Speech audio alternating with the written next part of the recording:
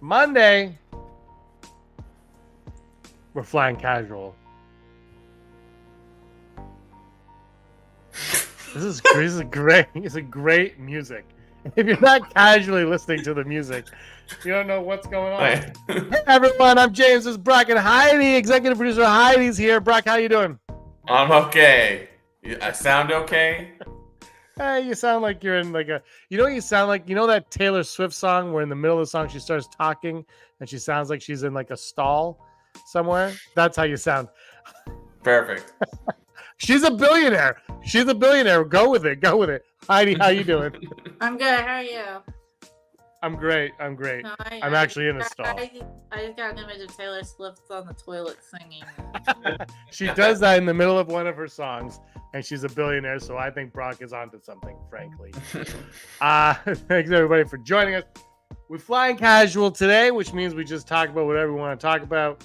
And D23 happened on Friday. Nothing happened. There was nothing on D23, so we're going to move on from that, and we'll talk about the game of Chinese checkers. I really like Chinese checkers. It's actually an American game, Brock. I don't know if you knew that, but it's actually not Chinese at all. It's American. No, D23 happened on Friday. A lot of exciting stuff was shown. Heidi, were you live tweeting the events of D23? No, I had to work. I did anything else. I purposely scheduled everything during that time. Did you? But you backtracked afterwards, I imagine. Yeah, I watched the trailers as soon as I was able to, but you know, unfortunately, I have a life, so. Not a lot of people do. Brock, did you get to watch? Did you watch D23 or did you just catch up on like the next? Because it started at 10 p.m. Eastern time. It was 10 p.m. Eastern time, which is, you know, we're adults. Waited the next day and saw it on Instagram. Actually, I think I said this to you. Kudos on Disney Plus on dropping those like the meaty trailers on the platform. That's just genius. I feel like they've done that before. I think it's a great idea, and you're just like, you're excited immediately, like, oh, Moana 2, Skeleton Crew, and what was the other one? There was 3, and I was like, oh, that's Snow White. Was it Snow White? I didn't see Snow White, but I believe I will not lie to anybody when I say Snow White looks like a nightmare. It looks like sounds like a nightmare already. Yeah, it's like, oh man, it's like, it looks like, I don't know, it just looked like it's not, maybe it's not complete, maybe that's the problem. It looks incomplete and maybe it's not complete, so I'll reserve judgment until I don't see it in the theater or Disney Plus, because I can't handle any more of these live action versions of their movies. They're getting a little out of hand. Noise. And I'm just on Disney Plus now. It's showing the Disney Legends Award ceremony, which I believe Han Solo. He did. He got it. There's actually, if you go on the social media right now, D23 just posted Harrison Ford with his hand in the cement. Stuff. Oh, that's actually, no, it's not on there. It's on the StarWars.com website, which I am looking at on another screen. But so obviously like the Disney stuff all happened, but there was, of course, Star Wars news that broke. I don't know if there was as much news as people were hoping. We were kind of hinted at getting the trailer for Skeleton Crew at it, and of course we did. But before we got into that, Andor had a little bit of an update. I missed it. Brock missed it. Heidi, you kind of caught some of it. I'm throwing you on the spot here, but do you want to talk a little bit about what you saw with Andor, and then Brock and I can both be amazed by it? I mean, I saw, what's his name? Alan, what's his name? Alan Tudyk. Yeah. He was on, and he had the stand-in costume, like he was. So they're bringing him back, and also they showed Ben Mendelsohn. So he's going to be well. Orson Krennic back, Alan Tudyk back. Alan Tudyk is someone that, I don't know if anyone remembers this, but we thought he was coming in season 1. I don't know if you remember, Brock, but there was like talk that he'd be in season 1. And then something must have changed somewhere along the process where he wasn't, because he said he was coming back, I believe. Like, it was actually from his mouth, but he's back now. So That's exciting. We have a comment. We have to get to the comments. But Ray 2017 says saw Goonies for the first time last night. Ray 2017, is that because of the Skeleton Crew trailer? I can't wait to see your return. Goonies. I was gonna say when I was 10 years old, I was in it was a community theater when I played Eeyore. So. Nice. Winnie the Pooh, of course, named after Canadian bear Winnie the Pooh from Winnipeg, Manitoba, or somewhere in Manitoba. Yeah, just so you know, everything's Canadian, right, Brock? Yeah, heritage moments. Especially the suburbs and Skeleton Crew. Look, Andor, I'm excited for Andor. I can't speak for you two, but I think Andor is going to be great. I saw a picture of Cassian Andor with like some eyeshadowy makeup on his face. He looked like he was probably sneaking away somewhere. I don't know. I'm not gonna lie. Yeah, honey. I was gonna say something. I don't really remember that much of it. It was just kind of like quick flashes, and it was kind of like it wasn't very good because it was pretty much. It was someone's cell phone. They also did mention that he's still looking for his sister. Oh, good, because that's the one plot thread that goes nowhere in that show. Yeah. Which, by the way, nobody brings up how that plot thread goes nowhere. Everyone's like, Andor is the greatest. It's so perfect. It's like, well, there actually is a storyline that they just kind of abandoned after like the third episode. But it's I still think it's a great show. It's kind of like it reminds me of when I watch Empire Strikes Back, and I'm like, this is just a good movie. It's not as good as Return of the Jedi or Book of Boba Fett, but it's just good enough. You're like, this is spectacular. Brock, did your after hearing that Orson Krennic and Alan Tudyk are back officially, has your excitement grown at all for Andor, or is it the same? Very excited. Thank you for reporting on that, Heidi. That totally skipped our radar. I mean, it's just a no-brainer, right? Krennic, Ben Mendelsohn, period, is just awesome. Like, if you watch Secret Invasion. Secret Wars is coming out. Secret Invasion. He's one of the best part of that show, and it's like he's not in it enough. And then Alan Tudyk, like, it's like, why not? So we've been waiting for K2SO. Like, he was a great character. So getting more story. I mean, I don't know what you guys think about. I'm like, I'm in immediately. Heidi, what do you think? I think it was my favorite of the Disney Plus series, and that's saying a lot because I just loved Mandalorian, and I was surprised something could surpass it.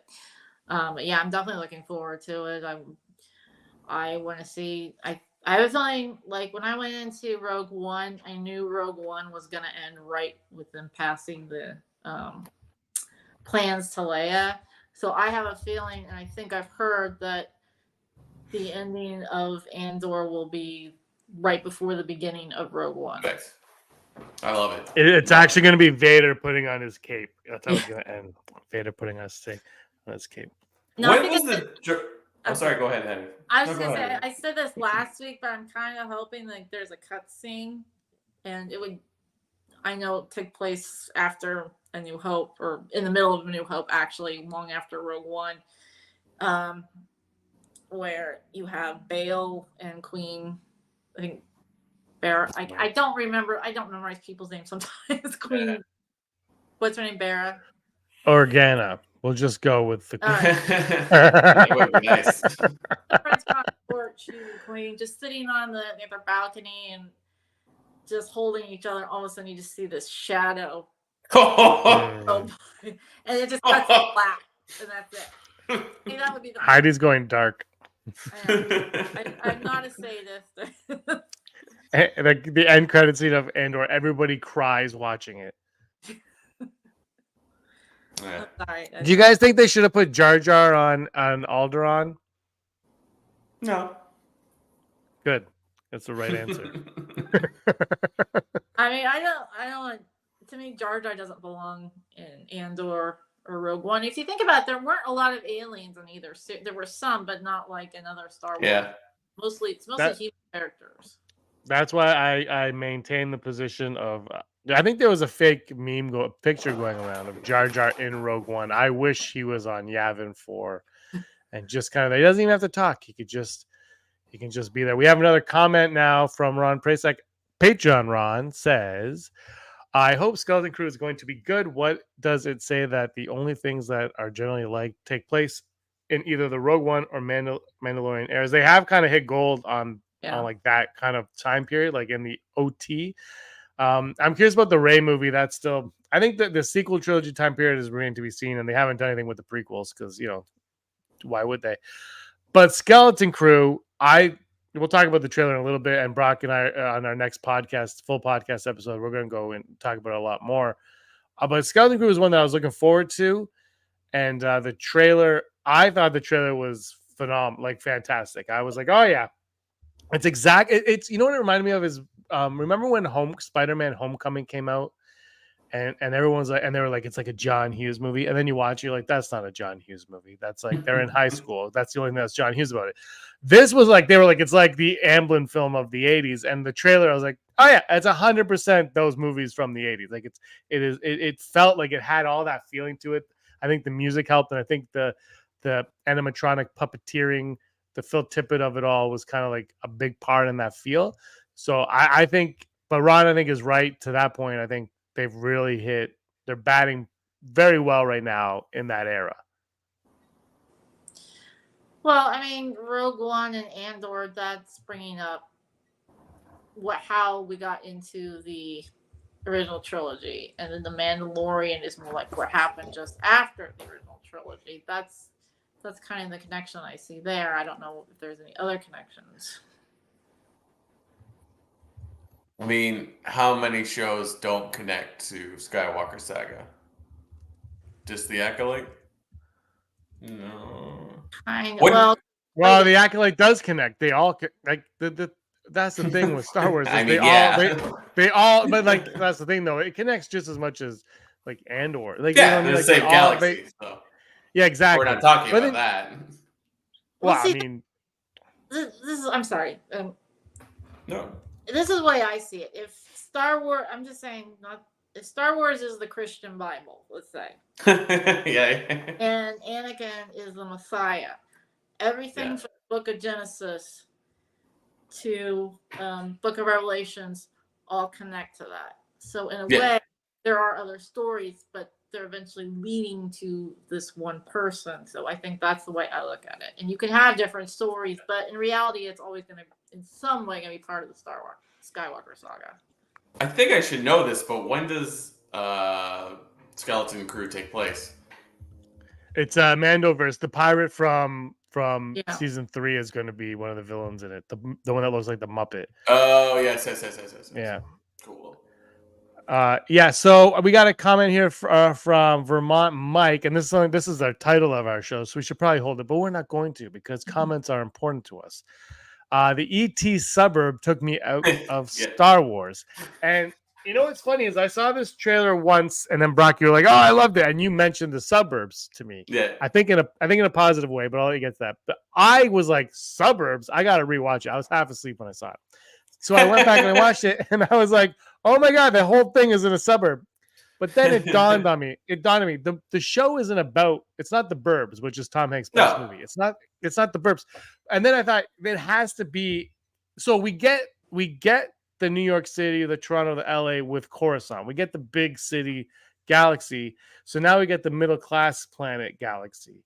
And it's like, and the reason why I'm okay with this suburb, and I could justify this in my mind, I haven't seen the show yet, is because they need to have a normal life to have this fantastical adventure that they're going to go on. Yeah. And if they were in Coruscant and then they were beamed to another planet, it wouldn't be anything special. They'd be like, this is just like home. So they have to kind of be in that ET suburb for it to balance out and for them to have this adventure like the Explorers, which I think this is actually reminding me a lot of. But I don't know how you guys feel. Whoever wants to go first can go first on that. Go ahead, Adi. Well, I when it dropped, well, I think it had already dropped. I didn't see it like the next day, and I just finished work, and I watched it on my iPhone in my car, and I had my glasses on, and I was kind of confused at first because it just looked like a regular Earth suburbs. Like, what's going on? It took me a while to figure out. So You know how Batman has Robin? Yeah. Yeah. Sometimes. Okay. Do you know why that started? It was because the readers of Batman were preteen boys. So they created the Robin character as sort of a conduit for the reader to imagine he's Robin working alongside Batman. Yeah. I think that's the same reason for Short Round in Temple of Doom. What I'm watching, I was watching these kids, and if you don't look at it, if you just listen to it, it reminded me of kids pretending to be in Star Wars and one of them saying, wouldn't you rather actually be in Star Wars than just pretending? And all of a sudden, it's like these kids who are playing Star Wars get zapped into the Star Wars movie, and that's the kind of vibe I'm getting behind that. Which is a very 80s movie vibe. Like, like that's Last Starfighter. It's like, I play video games and he has to do it. Brock? Oh, I loved it. Like, immediately, I'm like, oh, I get it. They're going to sneak on a ship for whatever reason. It's going to become the skeleton crew because they're not ready to fly whatever it is. And there's a skeleton on it. Skeleton. What? By the way, that is Flight of the Navigator. That was Flight of the Navigator. Absolutely. Absolutely. 100%. And, like, the neighborhood, like, it's just so suburban, like, down to, like, the Ithorian that's walking down the sidewalk and a dog like a dog creature following him. I love it. They're like, it looks like they meet each other in a garage at one point. Vermont Mike said Max Rebo cover band. Totally love it. But one of the characters is that character. Yeah.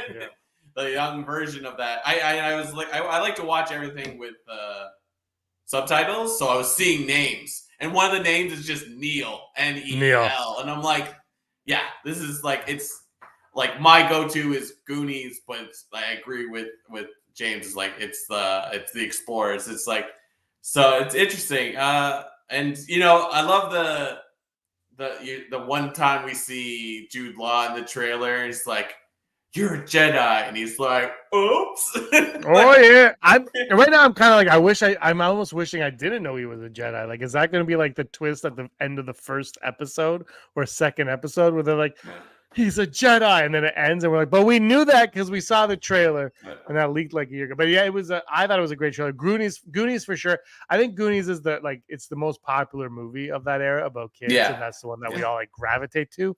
But just the reason why I say Explorers is because, first of all, it's underrated gem of a movie. River Phoenix and Ethan Hawke. Ethan Hawke is great in everything, and he's a little kid, and he's like, you're like, that kid should win an Oscar, and he never will. He's nominated twice, but it's kind of got the same vibe where like the kids, these kids living a boring life on a planet, and they end up going to space and having an adventure, and that's why I think that the suburbs, it needed to be suburbs, but also Heidi just brought up a great point that I never even considered. That is a great point. It's like they're targeting. I'm curious who they are targeting, because like I hope this is a kids show, but it's in the vein of Goonies and Explorers and Flight of the Navigator and things like that, where there's a little dark edge to it, where there actually is fear, and you kind of have like this, you're like, oh man, these kids are in trouble, like, but as a kid, I don't know, I can't speak for you guys, but for me as a kid, when they came out, I was like, you were like more invested in it. Obviously, they're going to survive at the end, like what's happening, but it makes the stakes higher, and you're really along for the ride, and just like, I don't know, I feel like a lot of kid stuff nowadays is missing that hint of danger that we used to get. Now, sometimes they went a little overboard with the danger. Let's be real, like Indiana Jones, they rip out hearts, and we do what we do. But I hope we get back to that. I hope this is a little bit more risque. And I think Heidi's got a point where, like, this is hopefully a way to get kids back into Star Wars because they're not buying the toys anymore. So then maybe this is a way to get them there, but also to keep older fans like us around. Well, do you think Jude Law is actually a Jedi, or do you think that's a red herring? I think we haven't seen anything remotely about what this show is about. Like, yeah, it's setting up like these kids, they go on an adventure and they get in trouble. Like, that could be all the first episode. I think like it just, I think there's more to it to put it, be like, we had Acolyte and then we have these two together. It's not Jedi Adventures. This is like, we're making a series here. Who's the showrunner on this one? It's John Watts, and it's produced. It's John Watts, and it's produced by and it's produced by Favreau and Filoni. And the directors are all great. Bryce Dallas Howard is a director on it. Let me pull up the directors, because the directors on this show are all. So we got. Sorry, go on. I'll tell you the ones after that. Yeah. So like, I think they could be like, oh, it's lighthearted. I think you're either gonna get people or not get people. Like, and I think it's like, let's not tell them anything about what's in this, because it's, you know what I mean? Like, it's they haven't shown anything that could possibly be past the first episode, which is fine. And then they'll send out a whole bunch of other trailers and just maybe ruin the surprise. But I think this is like, to try something like this, and it's like, this is what we're selling at D23 of all things. You know what I mean? Like, this is like the big thing for for Star Wars at D23. Correct me if I'm wrong. Like, there's not, I mean, Andor is great, but nobody's really talking about it. It was all Skeleton Crew. So I bet there's something, they're like, we're sitting on something, get ready. So that's just what I think. Sorry, how are you going? I was going to say, here's something to consider. Both it and Stand By Me were movies about kids, and they were rated R. Yeah, exactly. No. Great movie. Good point. No, I think I don't know. Skeleton Crew, I think, was the public one, but Mando and Grogu, I think, was the bigger one for. Oh, yeah, sorry. Yeah, we'll get to that in a little bit. So the directors of Skeleton Crew are John Watts, the Daniels, David Lowery. Yeah. David Lowery, who's directed a bunch of stuff, Pete's Dragon, Old Man and the Gun, Green Knight, great movie, Green Knight. Jack Schreier, who's doing Thunderbolts right now. He also did Paper Towns. What else? Some other stuff here. And what do we got? And Bryce Dallas Howard and Lee Isaac Chung. They all directed episodes of Discovery. So it's a stacked list of directors on this show. But whatever, like, the other thing too is I thought the directing was pretty weak on most of the Acolyte, but I also thought the writing was kind of weak on the Acolyte. But everything else is and it has had strong directing. I don't know how much the directors necessarily matter, as long as John Watts has his crap together. I think, like, the director, it's not like a movie director like Thunderbolts. I mean, even Thunderbolts might be different, but a movie is very different from these TV shows where they have a mandate and they got to set it. So I don't know if that matters, but it's cool that they were able to get high caliber directors on board this project. Yeah. I mean, I think I'm very interested to see where this. Do they put in a date for when this is dropping? I don't remember that part. December 3rd. It was in the people. Yes. Yeah, yes, December 3rd. Yes. Yeah. Ron's back with another comment. The original Star Wars RPG had a series of source books with an Alliance historian walking in the footsteps of heroes of Yavin. I want to see that series. That would be a good. I mean, there's so many. Yeah, there's so many series that they could do. I guess it depends on who wants to make them and who they're listening to. I think, like, the Acolyte, for me, it was underwhelming, but I still think that idea, like, I think the idea is like a 10 out of 10 still. The idea. Not what we got necessarily, but so I don't know. Brock, which has been your most disappointing of the series that we've gotten?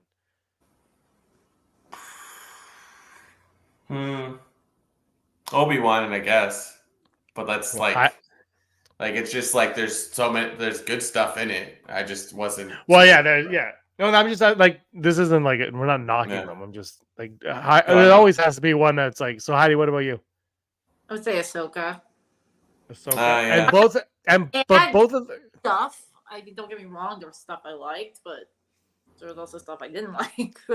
Yeah, I think that's the thing, is like all of these shows that we would all say is like, for me it would be Acolyte probably, because I think I was hoping for it to be one thing and end up being a different thing.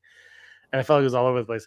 But I think just like, but there are things in it that I'm like, that's a 10. Like I said, like that's a 10 out of 10. Obi-Wan, like the Underground Railroad in Obi-Wan, like things they do, and Vader and Obi-Wan, obviously. And Ahsoka there's a lot of good stuff in Ahsoka too. Like Balin, if they just ended his damn storyline or did something with it, like there's a lot of good stuff in all of these shows. I just wish that, so I don't think, I know everybody likes to complain about what we've gotten, but I just think we've gotten a lot of Hello? He's frozen. And it's not me this time. Yay! Yeah. Go ahead, there. but I look at it this way. I don't say it's what I like and what I don't like. I say what I like the most and what I like the least. But I think you're right. Yeah. I like all of it. Yeah, me too. It's just like, yay, new Star Wars. And I think I've said this a million times on the show. It's like I just like a new episode of something every week. I mean, a movie. I mean, this feels good to be like they have Mandalorian Grogu footage. It's like, oh, this is a movie. The movie's coming out. It's real. You know what I mean? Like it's like we don't have a trailer yet, but like you feel like it's more real, if that makes sense. Yeah, I mean, because you see footage. Yeah. Like I think Lando movie got shelved or something. I think like James said earlier, unless there's a trailer or something, he's not gonna buy it. You see some. Although there was I always point this out. There was a Popeye trailer and there was a Batgirl trailer, and those never got released. Fair. They made an entire Batgirl movie and did nothing with it. So I don't know. It's exciting. I don't remember D23 being this massive in audience size. It's existed, but like I was like, there are a lot of people there. Yeah. Like, were you surprised at all by the size of like the audience? No, because I mean it's more than one thing. If it was just that's true. Mm-hmm. But there's a lot going on. I mean, even was it Zootopia 2? I thought looked fun. Yeah. I'm like. James just texted me. I think the internet kicked me out. Sorry to cut you off. But yeah, no, I like the amount of oh, there he is. He's back. Keep going. Don't let me stop you. Yeah, I cut you off, Heidi. So continue what you were saying. I was just gonna say I think one thing I'm actually really looking forward to is the new Lego Star Wars. Yeah, that's in September, right? The reason why it's interesting is because it's going down a path I want to see, even though it's probably going to be more of a comedy. I would love to see What If in Star Wars. Oh, absolutely. Yeah. Oh, don't get. I mean, I've always said Visions kind of feels like a What If. I don't know if you feel the same vibe on that, but like, really, just like here's a story. Let's change it. What if Leia was evil? You know what I mean? Like, I know I said this a million times, but I would love to see maybe like Leia Prince Luke on Alderaan, or Leia the daughter, or something like that, or absolutely. What if they? Well, I mean, I know it was a comic book where Vader found out that Leia was his daughter, and so he trained her to be a Sith. So there's all kinds of different things. And like I remember reading the novelization of Last Jedi or Rise of Skywalker, where it opens where Luke is having a dream about what his life could have. Last Jedi, where he has a dream about what his life would have been if he had never left Tatooine, and you're like, whoa, let's talk more about this. I think it's funny that he married a girl who was in a cutscene in A New Hope. Yes, that's right. Oh, she called him Worm. But didn't she show up in Book of Boba Fett? Different actress, because the original actress was Koo Stark. Yeah. But you might be right. I think you're right. I think you are right. Different actress, but I think you are right, Heidi. I vaguely remember that reference. I think that was her. Yeah. Vermont Mike is asking, are we getting more Visions? A rumor from last year is indicating that season 3 is in the works for Star Wars Vision. So maybe if we get it, it'll be around next May 4th, perhaps. But all rumors right now. Brock's a big fan of Visions. I still have not seen Visions. Maybe I should check it out. Maybe I will. Maybe I will finally get my butt to the screen and watch Visions. Because I'm telling you one thing right now. I don't know if anybody wants to hear this, but I've been finding animated television more entertaining than the live actions. So far. I shouldn't say entertaining. I should not say entertaining. I've been thoroughly entertained. More fleshed out. More fulfilling is what I'll say. The thing about animation is you don't have to have the budget of a live action. Yeah. Like like Japanime, you can have all kinds of magical beings, and you don't have to worry about the budget to bring it to film. That's true. Probably why it's But I'll definitely. I think I'm gonna watch Vision. Sorry, Brock. I might be on a massive delay. I'm having problems. I think you can also you can go through stories faster if that makes sense. Like X-Men '97, like that was a great show, but there's like that one little tiny like eensy bit little side story where like it seems like Morph is into Wolverine, and we're like, whoa! And it never gets fleshed out, but you're like, you can do that, bang, and it's done. You know what I mean? And we're off to the other things. It's like, and it doesn't like take away. It's like, oh, we didn't finish that, but it's like, oh, cool. Like, not X-Men '97 is kind of being pulled into the 21st century, even though it's 1997. Yeah. No, I thought that show's great. The new Batman show, like I was enjoyed that. But I'm like, and I just watched the new Ninja Turtle show. Oh, and yeah. the Ninja Turtles, I don't know how long the episodes of X-Men are, but I'm sure they're not much different. But the Batman and Ninja Turtles were both 22-minute long episodes. And I told you, Brock, both of them were fleshed out. The characters were fleshed out. The storylines, like they had a beginning and an end to each episode, but with a through line through it all. And I'm just watching it like, why just hire these people to write Star Wars? Because Star Wars like just has been having a problem lately doing it in half an hour. That was, I think that's what frustrates me the most, is just seeing how it can be done, because everybody blames the length of the shows. This is my point, is everybody blames, because they're trying to do it all in 20-30 minutes. It's like, but it can be done. I've watched it. I've watched them all. Hire sitcom writers. They do it all the time. Yeah, I don't know. Like, what is? Yeah, go ahead, Heidi. I was just joking. Like, sitcoms used to get me in trouble when I was a kid because you can't speak that way to your parents in real life. No, you can't. Sorry, go ahead. I don't know. It's just like, and then also like, what is a sitcom anymore? Like, what is the? They don't exist. Like, I don't have real TV. I watch streaming, so it's like, I am rewatching Seinfeld, and we're like, this is where the commercial goes. Like, so it's just like, I think we're going through a period where it's just like how TV works is different, but then like storytelling is storytelling. It shouldn't really. Yeah. I don't know. And if you can't do it in half an hour, do it in 45 minutes, or hire someone that can do it in half an hour. That's what's frustrating me, is everybody's complaint is it's the length, but it's not the length. Even like we've seen the length work. Like we've seen it work. You have to just figure out what you're doing. I think the problem, though, I don't know how the Acolyte went, but remember when we were promised the Acolyte was going to be this show about the Sith and whatever. I feel like they had too many ideas for 8 episodes. There was too much going on, and for 8 episodes, and they had to cram it all in their time frame. And who's mandating that has to be 8 episodes?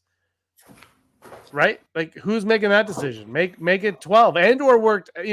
Vermont makes saying that his wife didn't like Andor; she was bored by it. But Andor is the one that seems to get the most universally praise of all these Star Wars shows, other than like the first 2 seasons. First season mostly on Mando.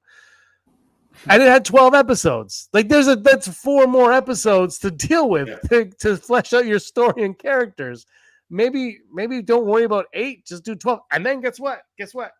Now you've got me for an extra month of paying for your stupid Disney Plus. You got 3 months out of me instead of 2, Bob Iger. So maybe do 12 episodes.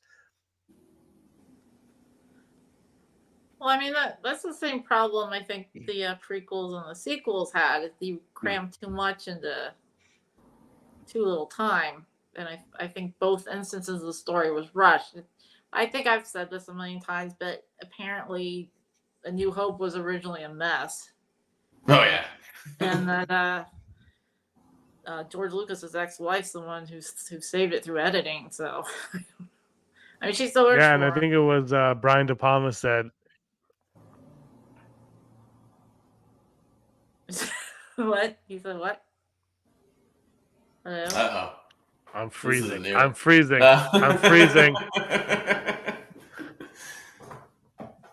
What did Brian? I saw it happening. Brian De Palma was the one that was like he didn't understand what the hell was going on, like Wookiee and everything. And I think from that conversation is where the crawl at the beginning came. Like, I think he suggested just explain stuff. And so that's where the crawl came from, which is now like the most iconic thing that they're never giving us again, apparently. But super iconic thing for Star Wars is because of, you know, Brian De Palma didn't understand the movie. Oh, I heard something different. No, we're not going to. No. You heard that it was me. Yeah, no. No, George Lucas wanted to do Flash Gordon. Yeah. Right to it, and if you watch the original Flash Gordon, there's an opening crawl just like it. So that's what I heard. That's probably where. Well, I don't know. I don't think De Palma said a crawl. I think he said, "I don't understand. You need to explain it." And so he probably ripped off the crawl from Flash Gordon. Yeah, it's probably I two think, halves of the same story. Wasn't it like the studio wasn't really that big on Carrie or Star Wars, so they were just reading at the same time. So you had like, that's why like Amy Irving and what's the blonde curly haired guy? William Katz. They both read for Star Wars. They were actually reading. They were doing dual readings. So if you read for Carrie, you read for Star Wars. And if you go back, you can see a lot of the Carrie people reading for Star Wars. That's cool. Yeah. Oh, old Hollywood. Yeah. Let's talk a little bit about Mando and Grogu. I'm excited. To go. So they showed a clip which leaked online. By the way, I don't know if there was security at D23 because everybody took video of everything. Yeah. And it was taken down, but not entirely. I think that Mando and Grogu footage is still somewhere, which makes you think, because Brock, I know your big conspiracy theory, which I don't think is a theory, I think it's fact now after all these years, is that things don't leak by accident.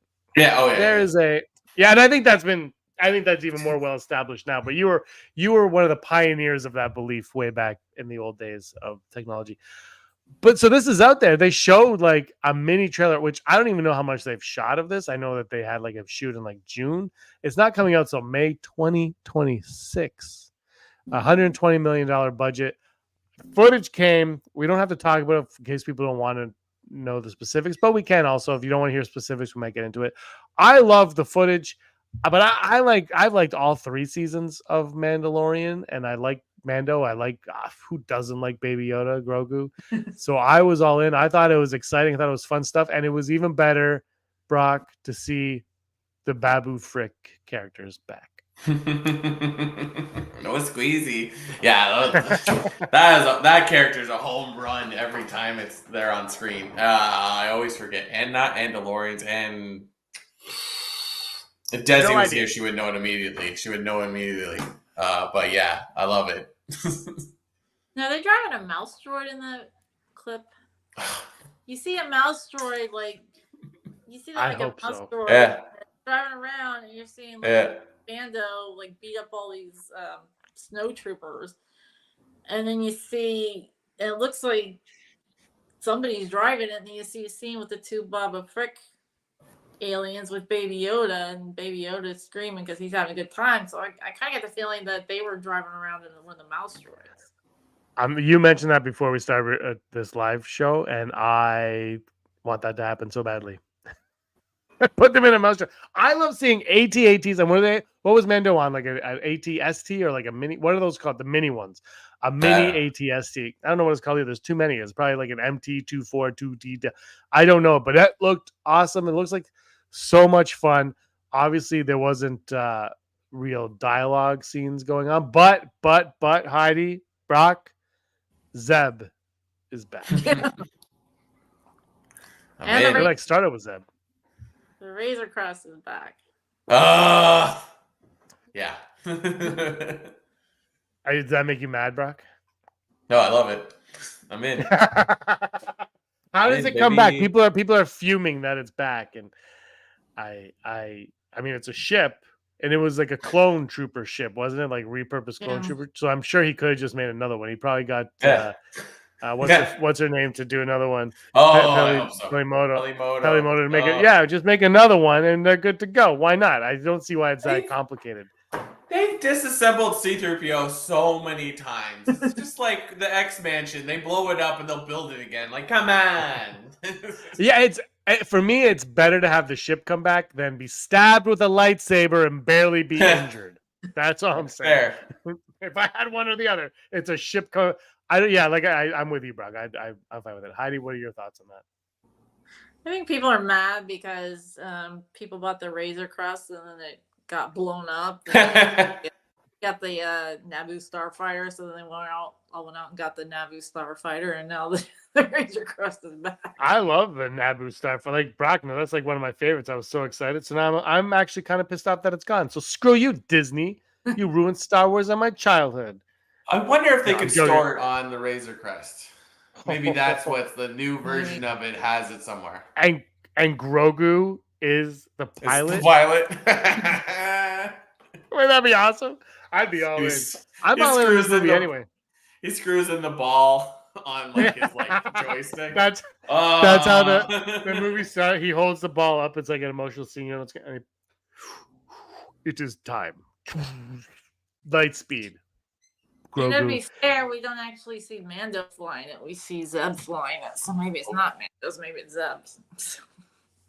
Love it.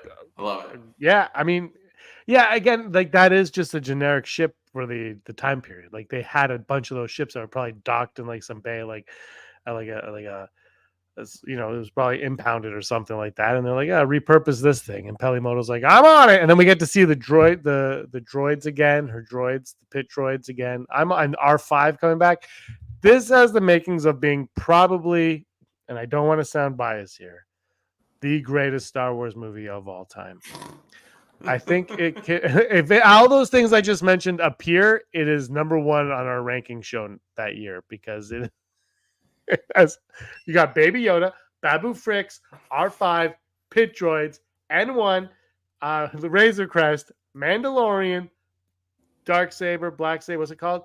I'm guessing Darksaber. You know, Moff Gideon's going to show up again. Probably one of the weird pirate-looking guys.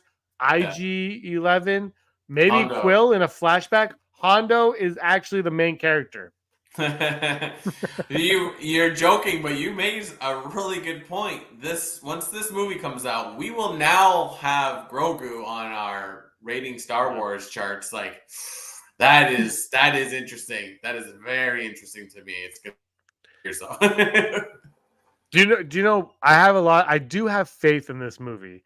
And let me know if you guys agree or disagree with what I'm about to say. So when episode 7 was announced, they were looking for a director and they had that big search. Brock, we talked about it a little bit before the podcasting days. We texted over it.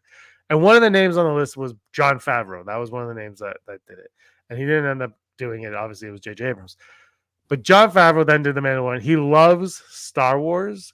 And he did the Star Wars show. And I think he saw how the fandom at that time was going like this. And then Mando came and it kind of went like this, right? Like everybody loved the first season of Mando. It kind of brought everybody together. We all love it. I think he saw that excitement and thrill that people got. I think he loves Star Wars so much that he's going to put everything he has into this movie to make it the best Star Wars movie he can make. Now, that could backfire. I'm not saying that, but that is why I have faith in it, because I think he's going to put everything, because he might not get the opportunity to do another Star Wars movie again. So I think he's going to put everything he has into making this the best Star Wars movie he can make. Might not be better than Empire, Jedi, or whatever, because nothing ever will be. And it might not be. But I think it's going to be a really solid flick. Also, he made Zathura. Just make a Star Wars movie. What are we waiting on here? Let's go. Well, they are. I don't know why the release date is so freaking far away. Can it come? Oh, next Christmas is Avatar 20 or whatever. They can't release it with Avatar. Fire and death, fire and blood. Look, they're red now. I don't even know the music from Avatar. I haven't seen the second one yet. My favorite, you recommend it. Watching the second one is my wife's growing anger as we continue to watch. She wasn't even watching it. I was watching it, and she just would like tune in and be like, "This movie is terrible." Like, it's a long ass movie about whales, so I don't know. Have you seen it, Heidi? What? No, I have not. I mean, I saw the first one in the theater, and you can ask Rob McDonald my opinion of that movie. I've never left a movie theater more angry in my life. I was like, why? Why did you do that to me? That was Fern Gully. Yeah, it was. I've seen this movie. Yeah, I remember people were clapping in the theater when like the bad guy died. I'm like, but they said it like how he. Oh, whatever. I just wanted to not be anywhere around there. But also, you know what? I wasn't crazy about the first Avengers movie, and that is apparently everybody's number one superhero movie of all time. So, what are you gonna do? I think Winter Soldier is stronger. Yeah, but that's a Captain America movie.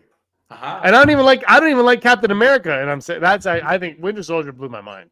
I don't know why I brought that. Who cares? So Avatar. So because of Avatar, I think that's why. Because I don't think it'll be ready for next May, but then December is Avatar, and Disney can't compete with Disney. So then we have to wait till May. And then, in my opinion, they're screwing up because they're going to do Mando and Grogu in May, and that's going to do whatever it's going to do. I think it'll do well because it's Mando and Grogu, but you never know. Solo bombed in May. Like, you just don't know. And then you have another Star Wars movie that December. And I think, look, we're all jonesing for Star Wars in the theater, but I just feel like they might don't throw something on that date because you have to. Like, make sure it's a good movie. And I don't know, like, do we and are audiences ready to go to 2 Star Wars movie in the same year again? Like, are they? And especially, Brock, we'll go to you first. Especially if you get a Mando and Grogu movie, and then the next movie is like Rey or something else, or maybe it's the Sean Levy one, and that has nothing to do with Mando and Grogu. Are the normies going to be like, where's Rey? Like, with Rogue One, when they're like, where's Rey? Is it gonna, like, you're going too close together with two things that exist within each other but very separate? I don't know. I think there hasn't been a Star Wars movie out in a while that I think regular people are just going to see it no matter what. Like, at Christmas is always, it's a winner because it's like people like going to movies at Christmas because they're off. So, like, Mandalorian and Grogu, it's gonna do well. There's a fan base that will come in and support that movie. Doing that on May, not a bad idea. Doing the unknown, possibly weak, or not weak, like, doesn't have that draw as of yet because we don't know what it is and we don't know what the next stage in Star Wars is in movies. Perhaps you need that Christmas. But it does annoy me that it's like we might be delaying it because of Avatar. But it's like, this is the issue of like Disney just owning the monopoly on everything. But why not? Whatever. Yeah, that's Heidi. Your thoughts?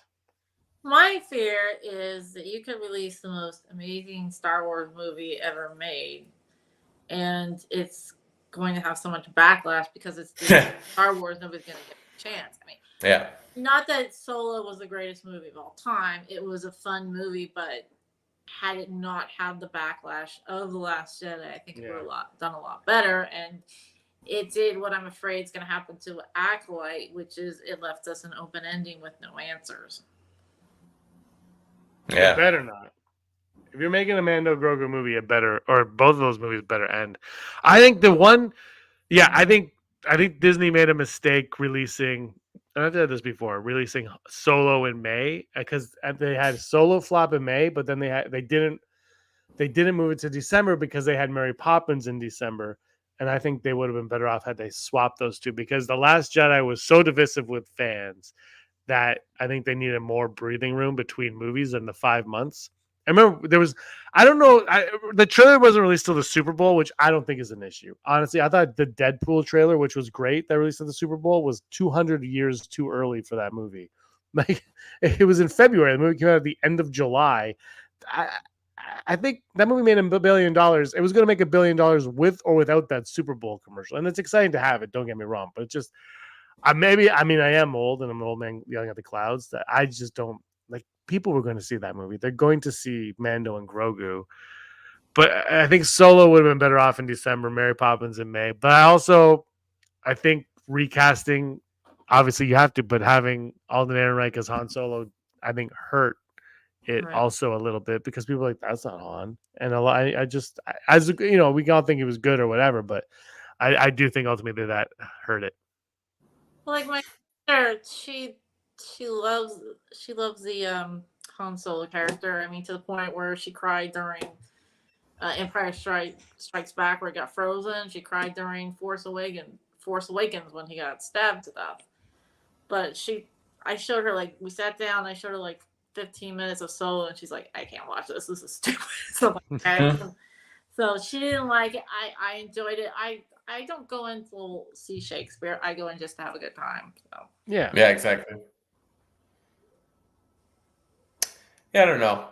It's like, it's interesting to think, like, Boba Fett has 2 episodes where he's barely in it and it's just Mandalorian. So it's like, could we do the reverse effect where it's like we have a really interesting character running one movie and then you incorporate the new character that you're like, maybe people will like this. So like perhaps young Han Solo could have worked if he was introduced in something else, and then be like, wait for Twitter to be like, I would love to see what this Han Solo does, and then you go, well, you asked for it, here you go. There was a rumor that he was going to appear in Rogue One, like a thing, but I think and again, like there was Solo too, the Darth Maul ending again, where they threw in Darth Maul just because it was cool instead of having a plan for why there's Darth Maul there. Let's not forget that like they cut the directors out of the first part of this movie, so like perhaps that could have some effect. You know, which was like the beginning. Which was the beginning of like all these shows and movies being announced not happening. Was like the Solo. We should have seen it coming with Solo. Don't hire, like, if you're hiring a director to do it, you've seen their resume, you know what they're about. You've interviewed them. Unless there was like a big lie, I don't know. Well, according to Ron Howard, the only reason he knew he was going to stick somebody there. He didn't know how, so he went to his daughter Bryce, and Bryce recommended Darth Maul. So it works. I was like, at the end of that movie, I'm like, yes, please, Han Solo, Solo 2, let's go. But it's not like he sat down and planned it. He had like a minimal time to make it happen. I think James is gone again.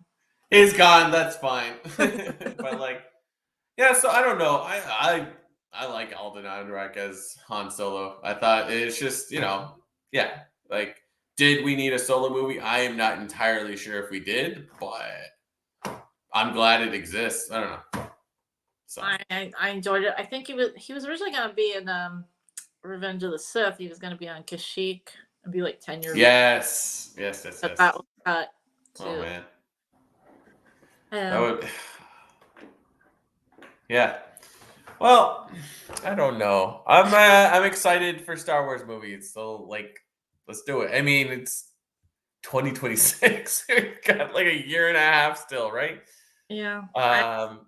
There's rumors that what's her name? I don't know. Like the blonde from Ahsoka was the character.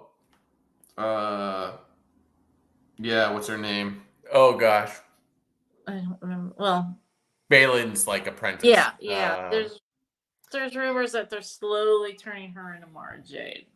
Shinhati. Shinhati, there you go. I was like, Pelimoto. No, that's not it. Be Mara Jade. I don't know. And the actress who originally voiced Ahsoka. Ashley Eckstein. Apparently, she's interested in. She wants to appear, and she's trying to get into Ahsoka too. She wants to be the daughter. Yeah, why not? Which would make sense because the daughter is within Ahsoka, so then that way she would.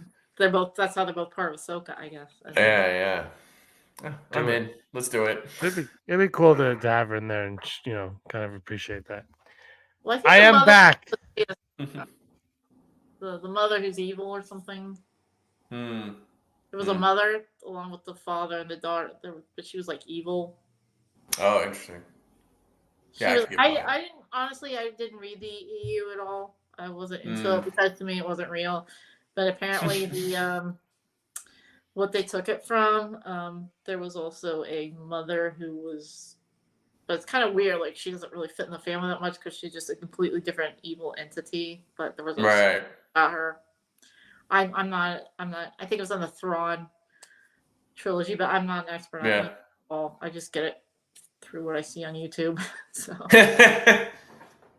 I mean, I like when they pick things out of the EU and we're like, yeah, or like when they use like old Ralph McQuarrie concept art, and you're like, yeah, fantastic. So, but when you read those old books, they're like, oh, this was a period where like they hadn't fully gotten to the prequels yet, so it's like all this information that we are like immersed in, they didn't have yet. So. Can you imagine them doing that today? People would riot. Like, well, I read this book and now you're. That's how it is. Anything else from D23 stick out to you guys? Do you want to? Just rides. They're redoing most of the parks. Yeah, that's crazy. The Monsters Inc. is taking over the Muppet Land or whatever, and Villain World, and wow. Coolio. Ticket prices are going up. Bam, bam, bam, bam, bam, bam, bam. Oh, Vermont Mike's coming in with Tron 3. Oh yeah, Tron 3. Or as I call it, Tron gonna bomb because you got Jared Leto in it. I think the light cycles appear in like real life or something. Like the Tron. Oh, cool. Actually get out of the computer and they're like in the real world, which is what they said about Alien 3, and that never happened. The original tagline. I knew Alien.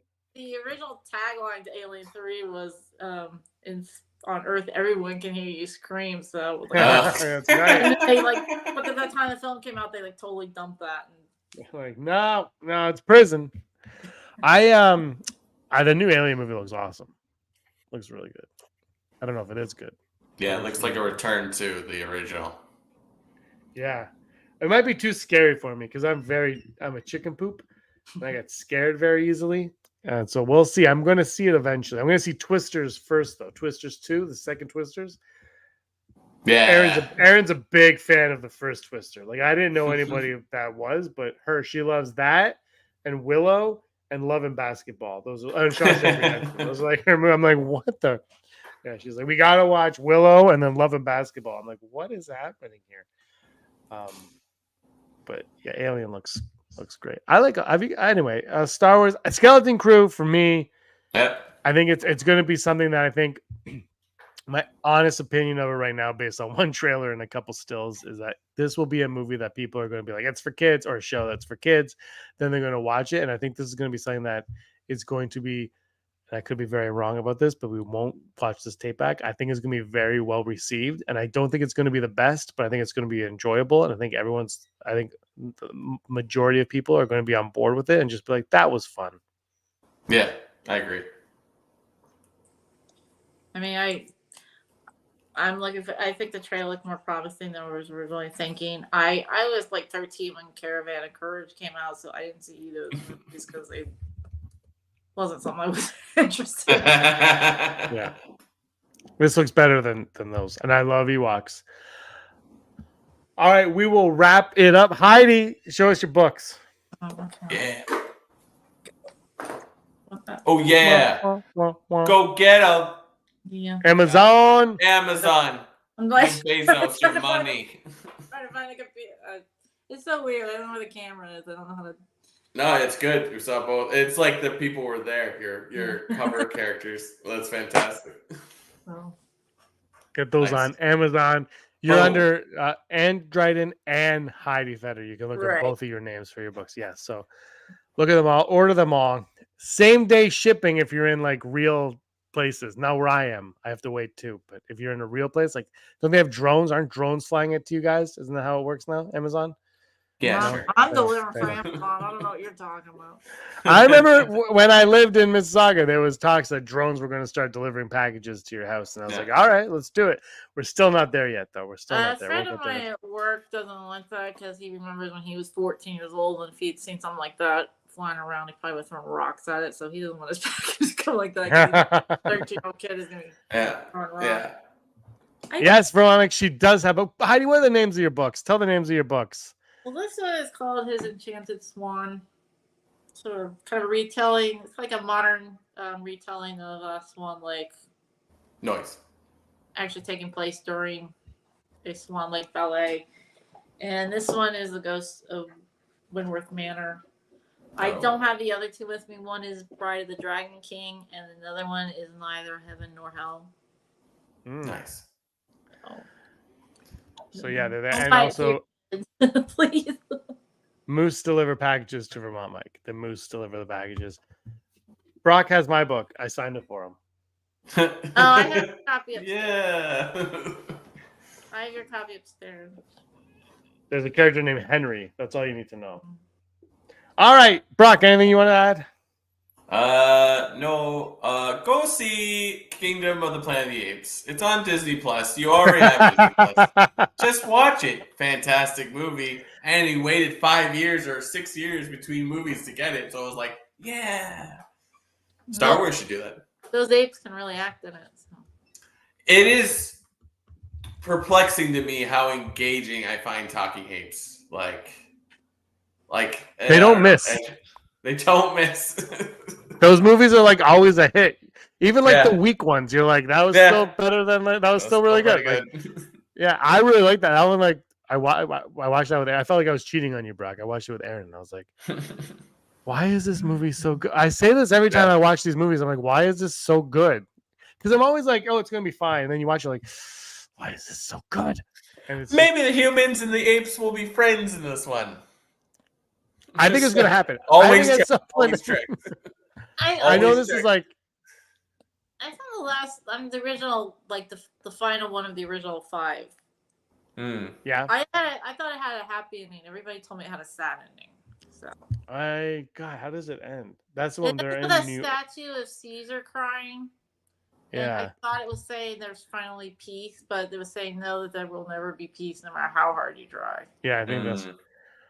See, these movies apparently, Brock, take place in a different timeline. Did you guys know that? I didn't know that. So I guess it's not taking place in the... Because I was always like, you know what would be cool if they keep going, and then one year, they just re-release Planet of the Apes, and they're like, this is the next one. And you're like, oh my God, we're there. But I guess because in the original Planet of the Apes, the spaceship launches in like 1960, and then the new one, it's 2010 or something. I'm just like, but I don't care. I personally don't care. I can my imagination will allow it to all blend together. So I'm always like, and this ties into that. So yeah, I don't stop playing with timelines. They're so annoying, Star Trek. So annoying. Stop Calvin. it. The Calvin timeline. We don't do multiverses anymore. It's just not working. All right, everyone. Heidi? I was just gonna say, I thought the multiverse happened when you like time traveled and you accidentally create another timeline every time you my head's starting to hurt with one way of doing it. I'm not gonna lie to everybody. I'm starting to I can't stand multiverse anymore.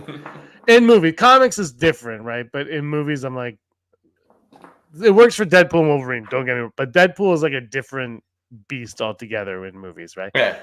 But it becomes like multiverse is like time travel, where it can become a crutch of storytelling, and I that's what I don't like time travel either. It works in Back to the Future wonderfully. Don't get me wrong. But anyway, we won't get into it. All right, everybody, thank you so much for watching. Hit that like button, subscribe. Brock, we'll talk Wednesday more about Skeleton Crew. Heidi, executive producer, thank you so much for joining us. Buy her books on Amazon right now, but don't buy anything for Brock because he was always scum. Rebel scum. Thanks for watching. Don't forget to give us a thumbs up on our video. As always, please subscribe to our YouTube channel, Rebel Scum Podcast, for all the latest videos.